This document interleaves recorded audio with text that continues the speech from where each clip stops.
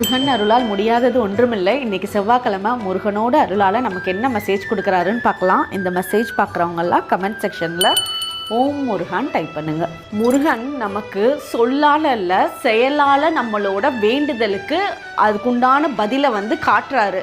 அதே மாதிரி உங்ககிட்ட இருந்தும் அதையே தான் எதிர்பார்க்குறாரு. நீங்கள் இந்த காலகட்டத்தில் சில விஷயத்தில் நான் செஞ்சிருவேன், பண்ணிடுவேன், என்னால் முடியும், நான் அதை பண்ணுவேன், இதை பண்ணுவேன்ட்டு ரொம்ப நல்லா பேசுகிறீங்க.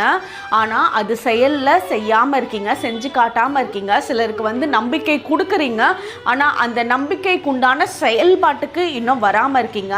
ஆனால் நீங்கள் அந்த செயலை ஆரம்பிச்சிங்க அப்படின்னா ஜஸ்ட் லைக் தட், அவ்வளோதான். முருகன் இப்படி நினச்சாருன்னா அவ்வளோதான், உங்களுக்கு அந்த விஷயத்தில் வெற்றியை காட்டி கொடுக்க போகிறாரு.